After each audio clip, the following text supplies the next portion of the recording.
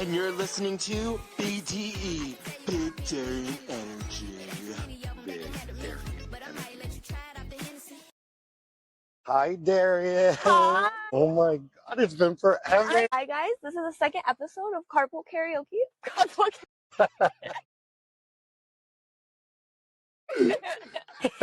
Conversations, and I'm here with Angel. Hey guys. Hi, for a second time. For some people. That's okay because we were in the office the last time and we couldn't like really get into the nitty gritty and be comfortable. And we were seeing each other every day of the week.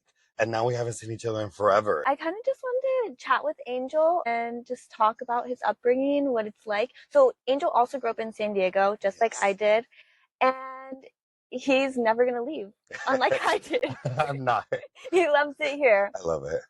So Angel, what was it like just growing up in San Diego? Well, you know what? I grew up obviously in a very not, fancy neighborhood, if you will. Lincoln Park. I went to Lincoln High School.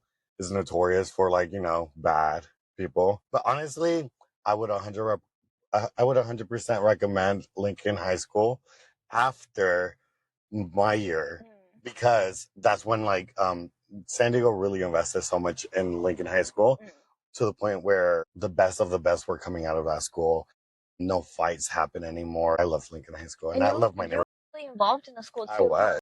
It was a little popular. I was. And it's kind of tricky, and this might lead us into our next conversation because obviously this is a predominantly Black Latino neighborhood, and being gay was not okay, especially during those times, 2010, 2011. Were you in high school? When did you come out? Like, when did you?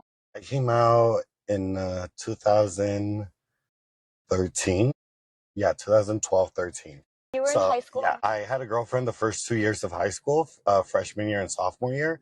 Sophomore year was towards the end of the year. That's when I had to let my girlfriend know. Wait, so tell me about that. She knew? When did you know? Like, how did you know? So you know since a very young age. And I'm not saying you know because you're sexualizing anybody.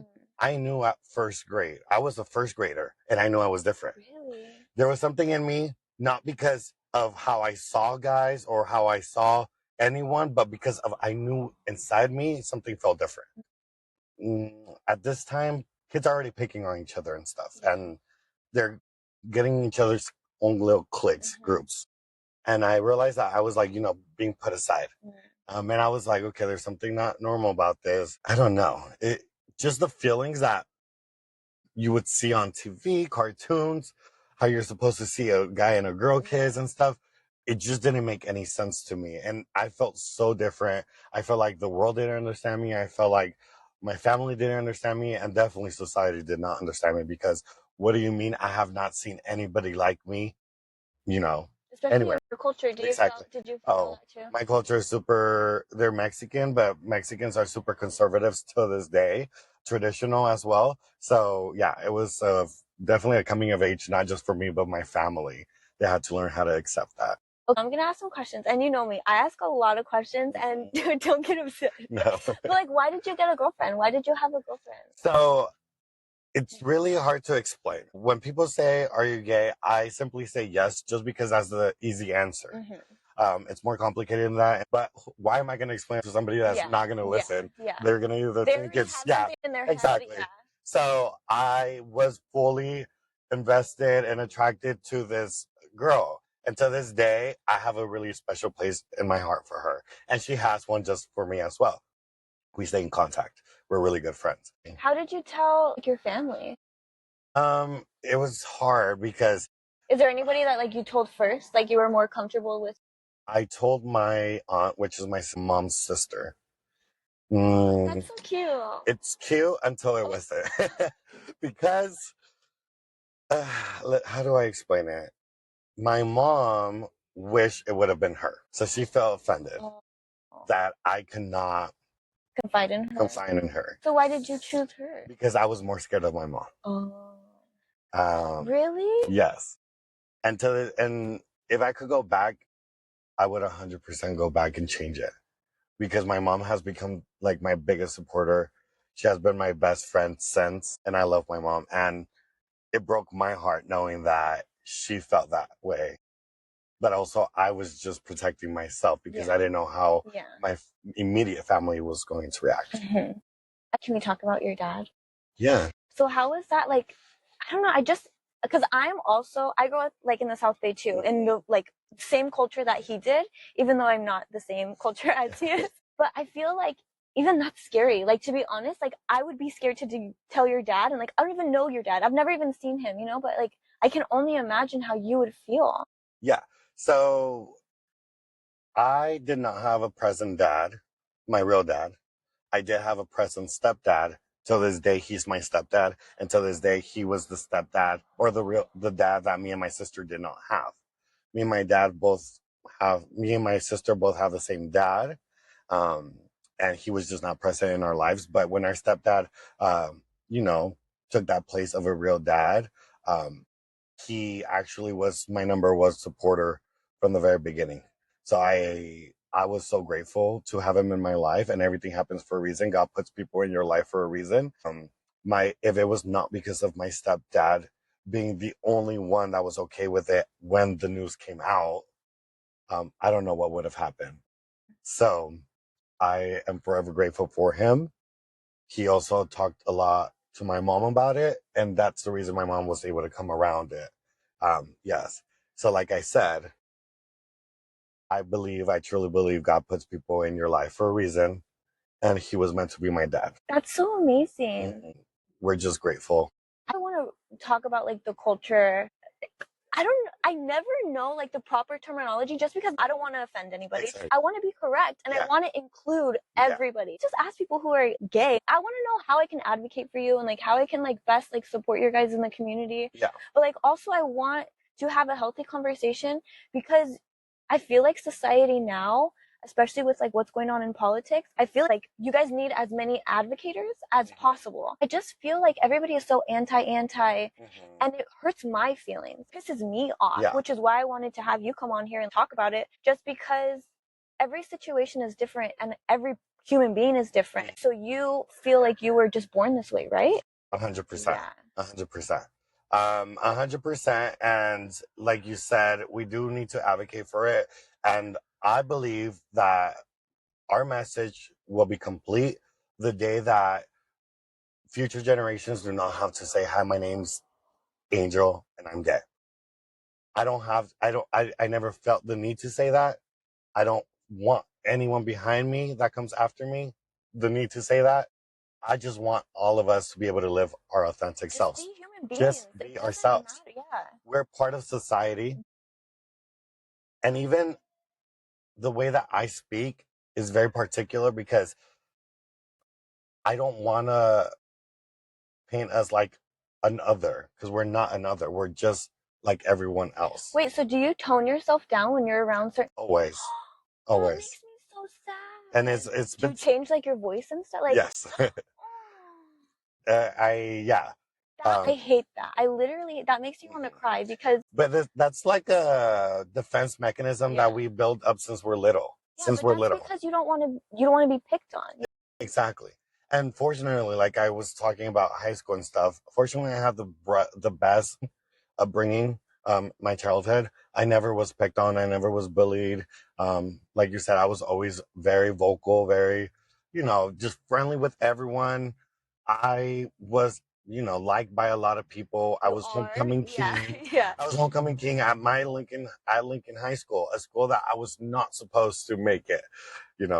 I was not. And then I did see a lot of people who were part of the LGBTQ community, were bullied at that same school and stuff. Even people who were not part of the community, they would just get bullied. But that was the stereotypes from that school. So for someone like me, a Mexican gay person, first generation in that school, I don't have any other family that went to that school. And you're tall. Like you're very yeah. Oh, people saw me coming. People saw me coming. Not only because of how deep my voice is and how loud I am, but because of my height. People saw me coming. And I'm proud of the person I am because in high school, not only did I defend myself, but those around me, whether you were part of the community or not. Like most of my friends, quote unquote, were nerds, how people describe them, you know what I mean? Band geeks, how people describe them. Those were my best friends. People. He was in band. I was in band too. I was in band too. Those are the people that I confided in, and I, protected because they were vulnerable, if you will. So you felt like that was your duty just because like you were so tough, like you felt like yes, because yeah. yeah, because I had built that armor already since I was little. I already knew what I could take it. Some of my friends who were getting bullied just for being in band or just for being smart or just for being, different.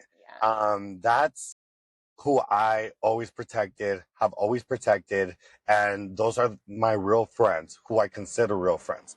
Yeah, I have party friends here and there because also I came out of high school and then I became a party animal. I'm a social butterfly, like super social. And the reason why is because people feel that authenticity from me.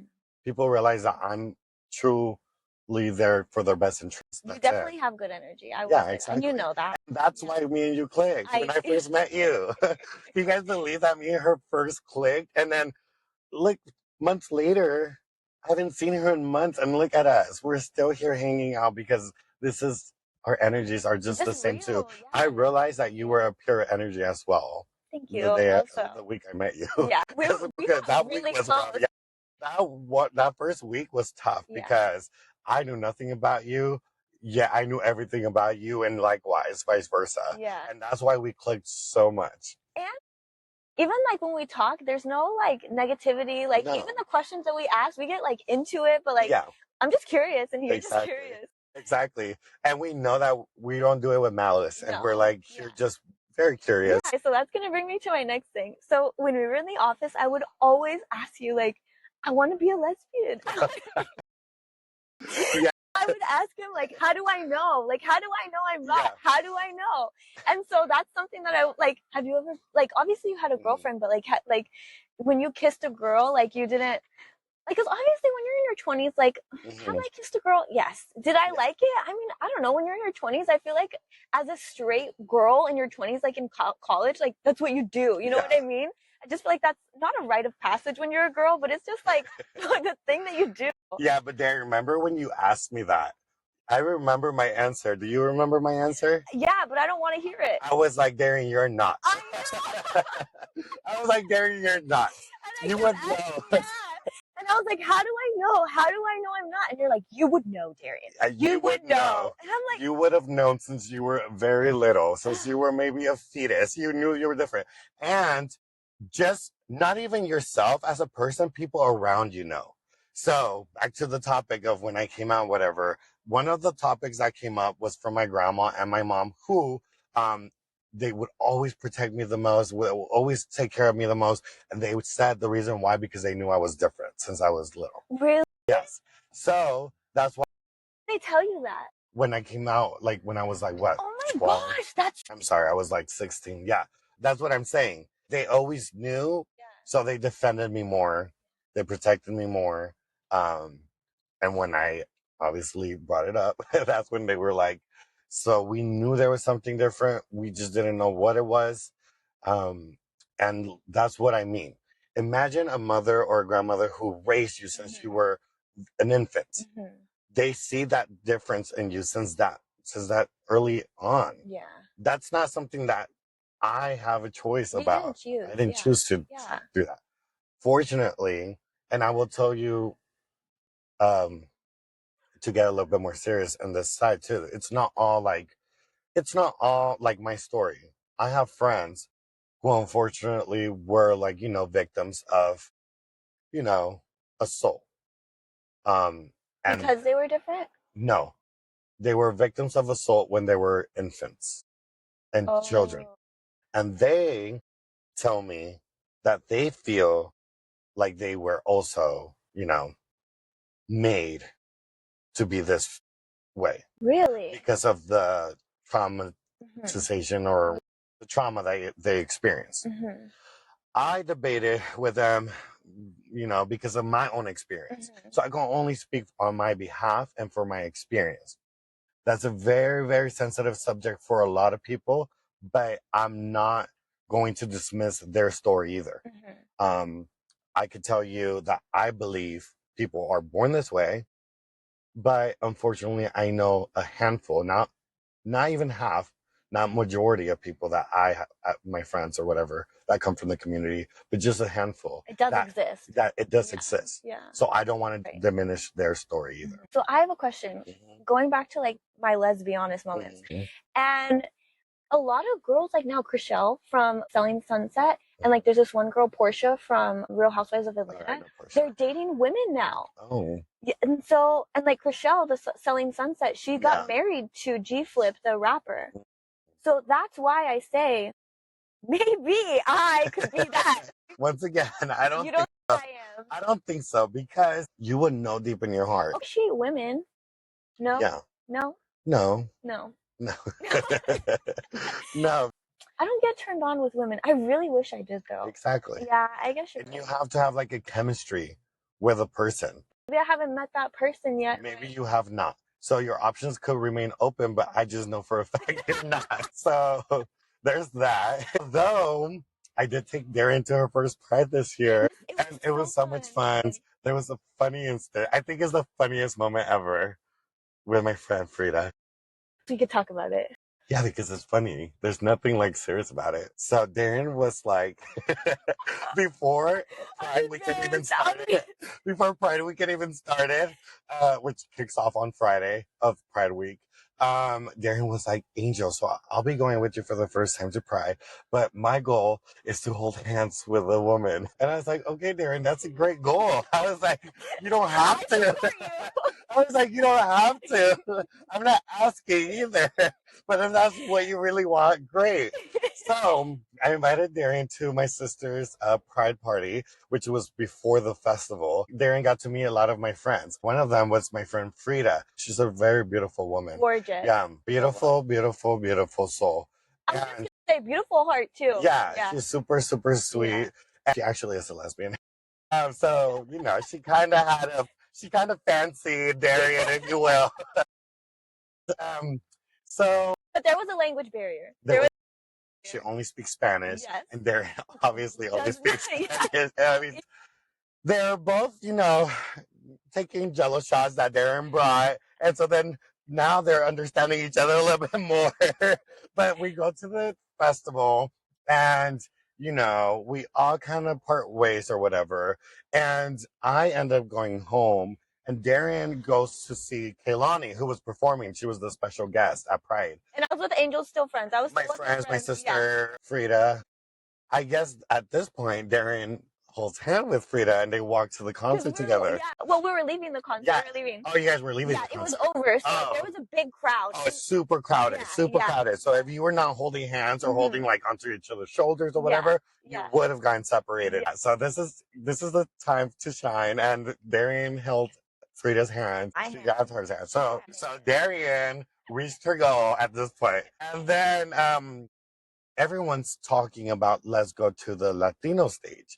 So they have a few stages where they play different types of genres of music. This specific stage is the Latino stage. They play Spanish music. Frida's like, let's go to the Latino stage. Darien, who doesn't speak Spanish, mind you, this was all said in Spanish. What Darien thinks is actually being said is, I want to find me a Latina.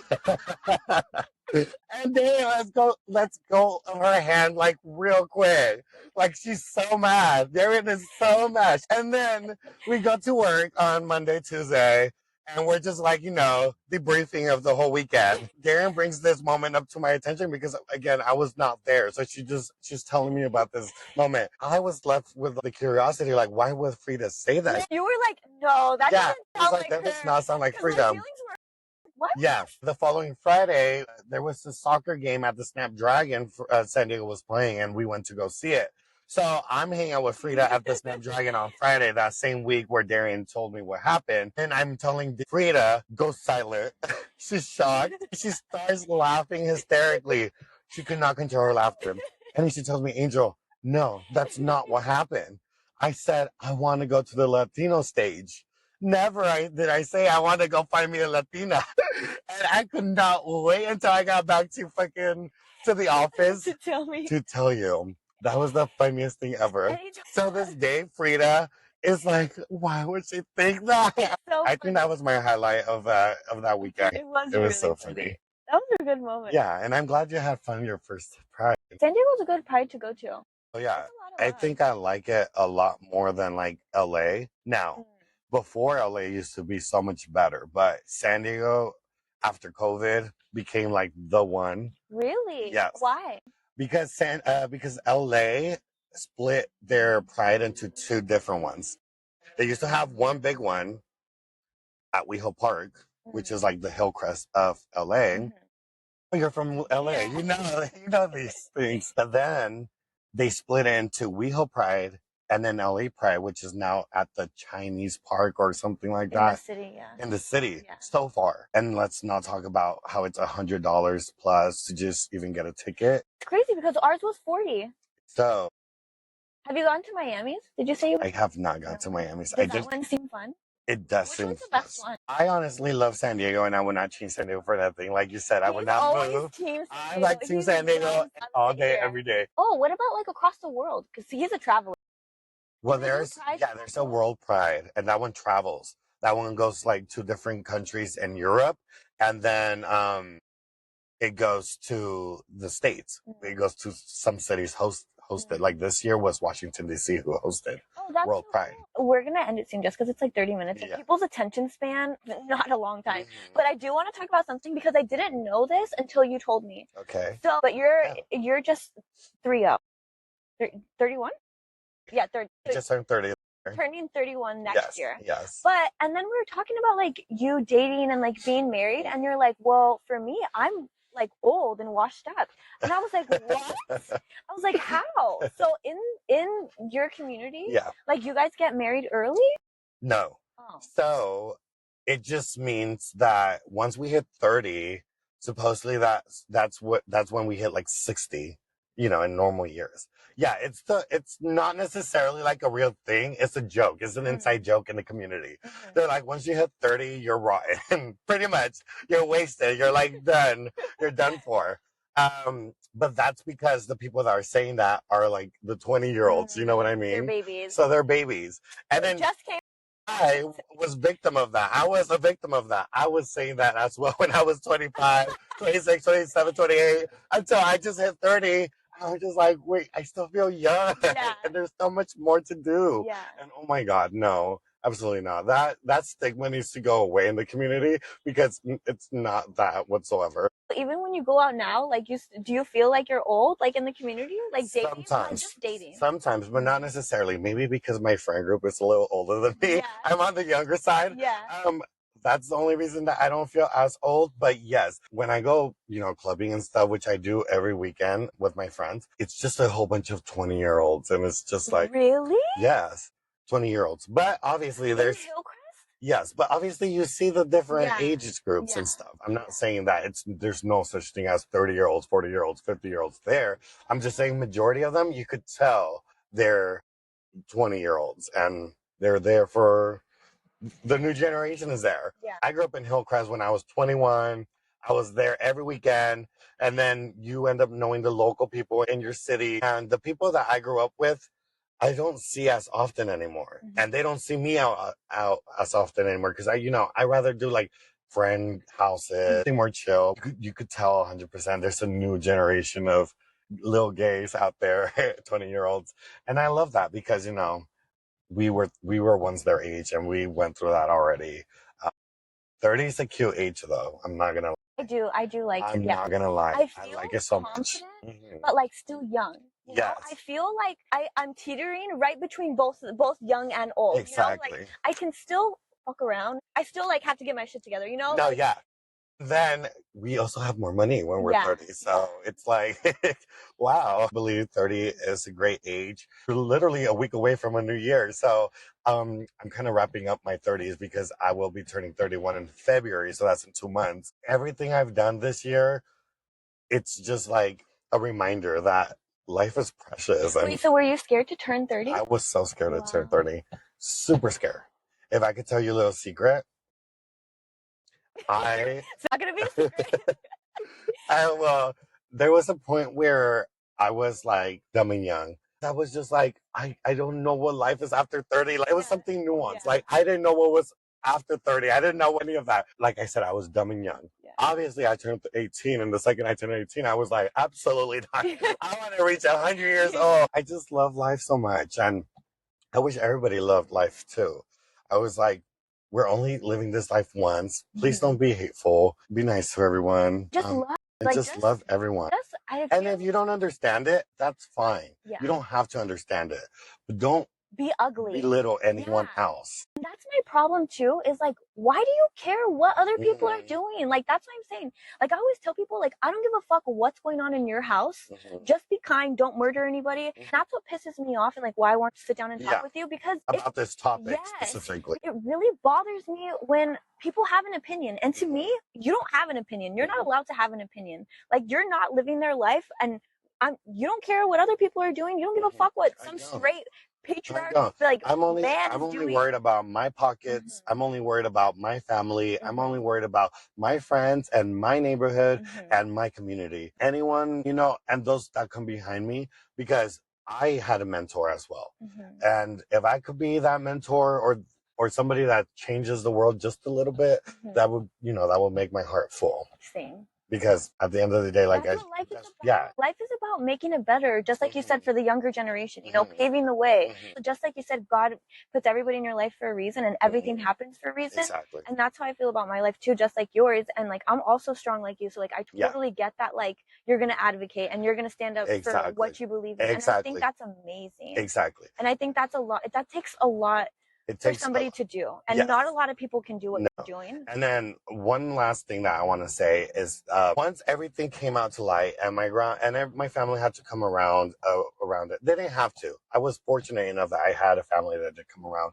My grandma did tell me something, and she's like, you know what? It took me a lot of, you know, praying, a lot of reading the Bible, a lot of, you know, because she's a very devoted Catholic, very religious. She said, she went to church, obviously. She was listening to a sermon, and then it was people who are different, are angels that got put in this world to touch those hearts of those people that need that. And my family needed that. And I was that angel in that family. Were you the first person in your family? Yes. Oh my gosh. Yes. That's amazing. Yes. And you're so strong. So strong. Like, literally. And the fact that she said that, like, that made me teary, very emotional, because, like, it's true. We encountered the most hate in this world. We encountered so much bullying. So many people are just, you know, taking their own life away because of the world and society. And the way they're treated. Exactly. And the fact that we are put in this world for that role just means that we are the stronger people here too, because we have to move past that. We have to learn to teach others. Exactly. Not everybody can teach others. Exactly. Yeah.